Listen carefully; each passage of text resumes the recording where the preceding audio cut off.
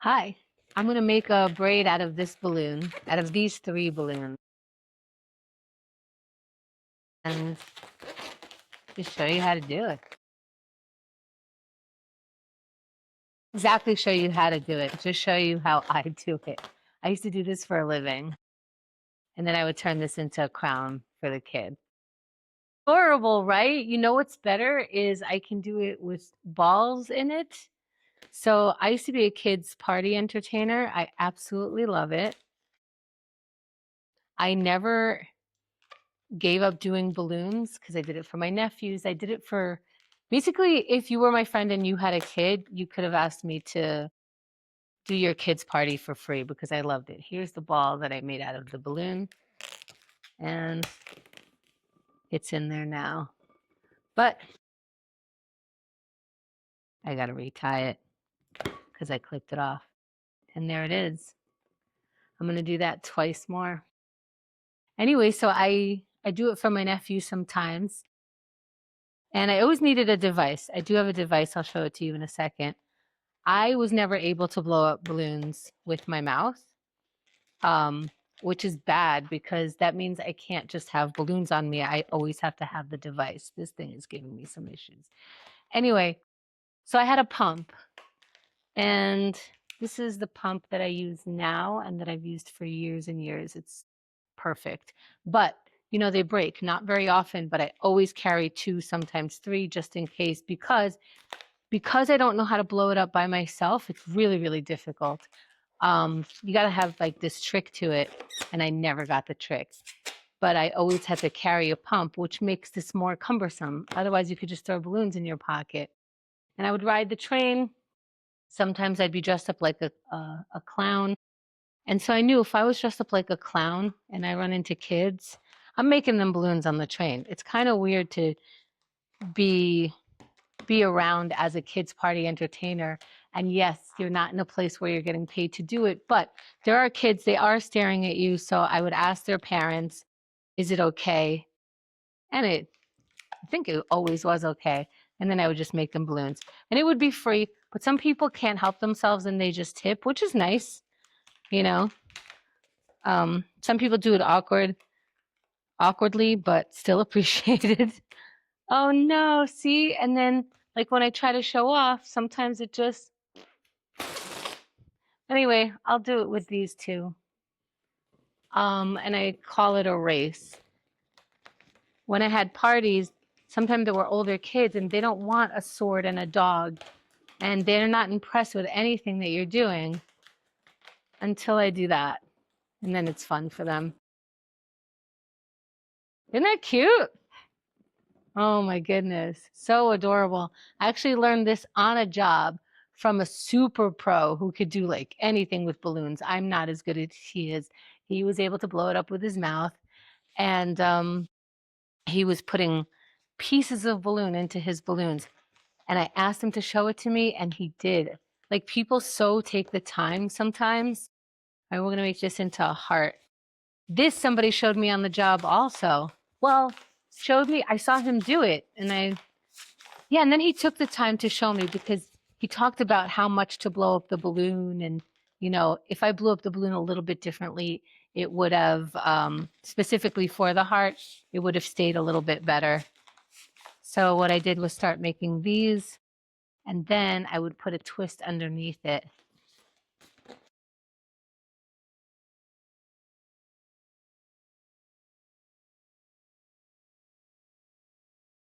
Oops.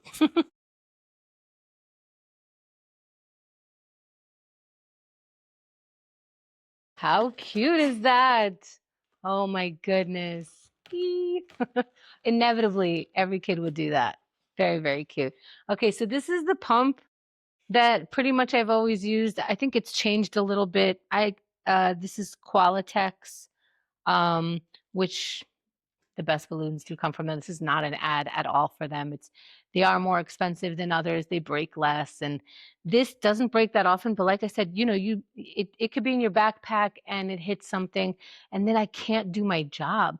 So I had to make sure that I had two or three of these, and then I always carried this thing I had for decades, maybe even 3 decades.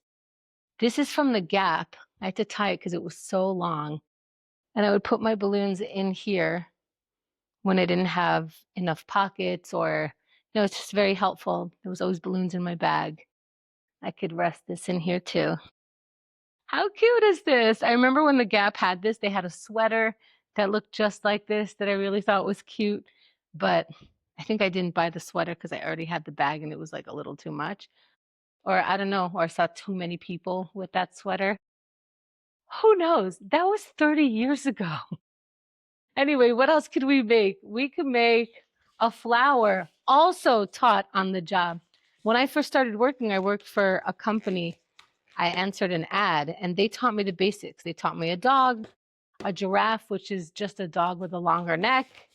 They taught me a sword. That could be it.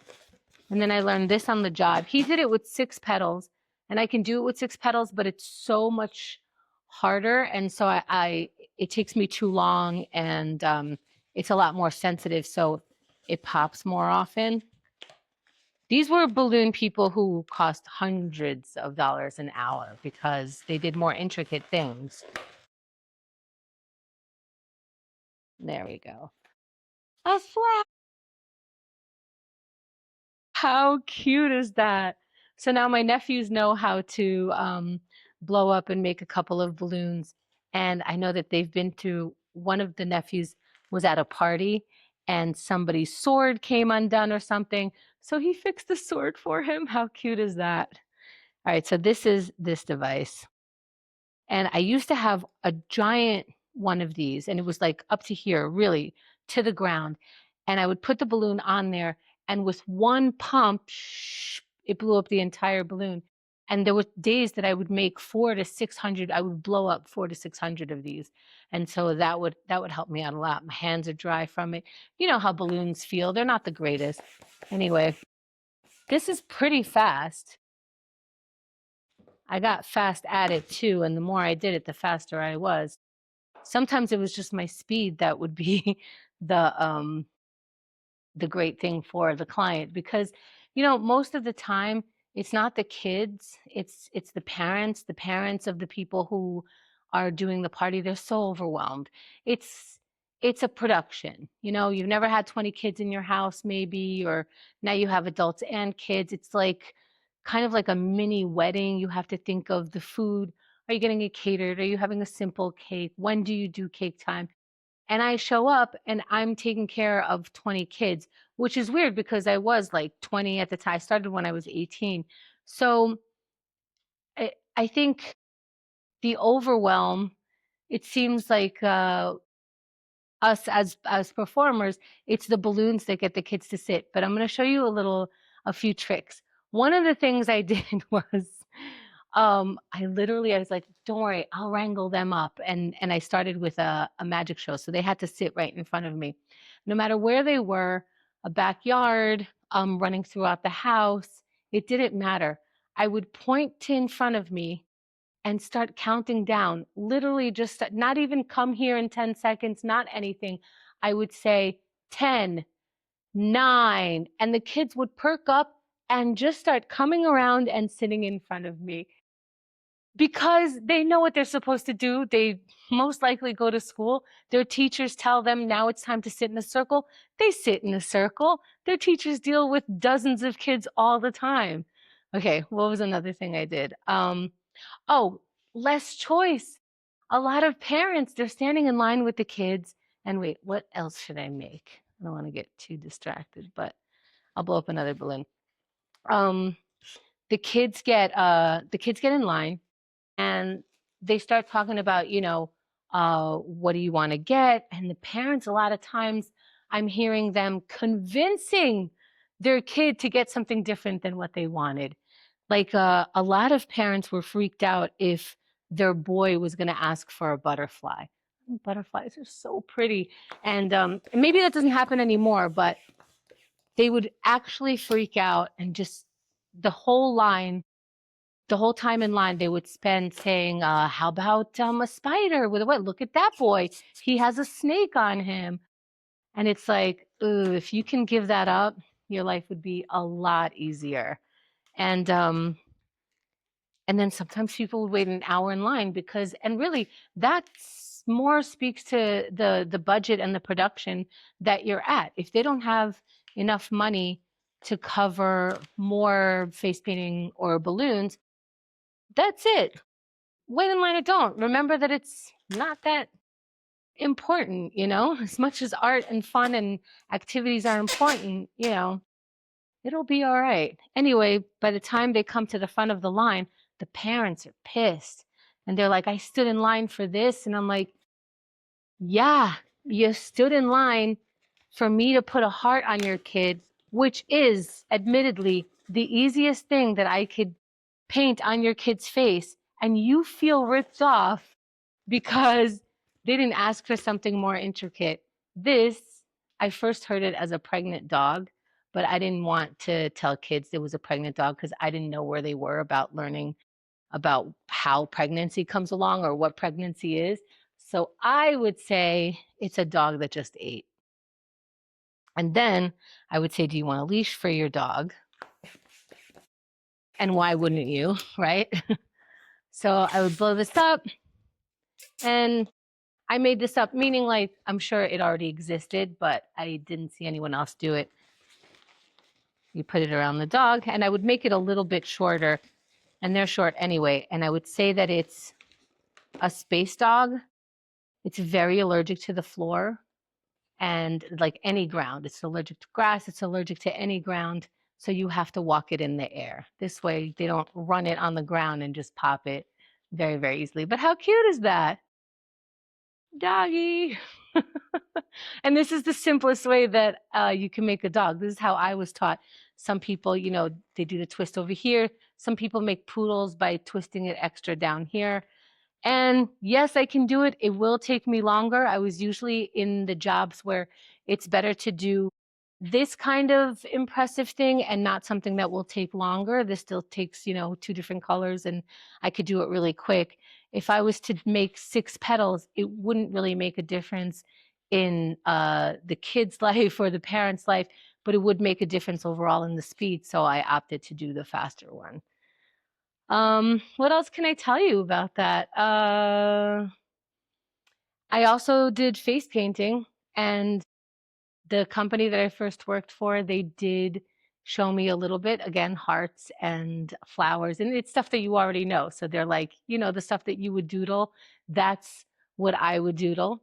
But I did go to the library to look up simple drawings because I was never a visual person like that. I don't really know how to do anything in terms of like drawing, but I took out a book and I practiced, and I got so much better. I just learned a little bit of technique, and it was the first time in my life that I actually felt good about going to the library. I used to hate going to the library. I hated how I had to look for things. I never understood the Dewey Decimal System. It's not that I didn't understand it. I found it very boring, and I would just kind of lose hope. I didn't know what kind of books I would like, so I just kind of thought they were all boring. And it's too bad. It really is too bad because I really like reading now, and I always thought people who read are more interesting, smarter, know how to spell better, and it's such ignorance to like not read. And now I do. I'm still ignorant. I'm still me, but it's so much better. I actually understand how to like sit down and be calm, and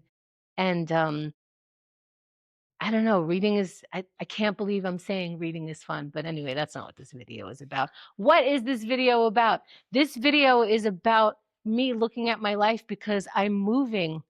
It's in less than a week now, and I keep looking at things. So I found my magic box. Maybe I'll talk about that tomorrow.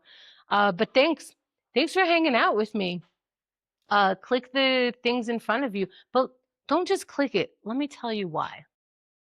What does that make? You clicking it says, I say yes to art.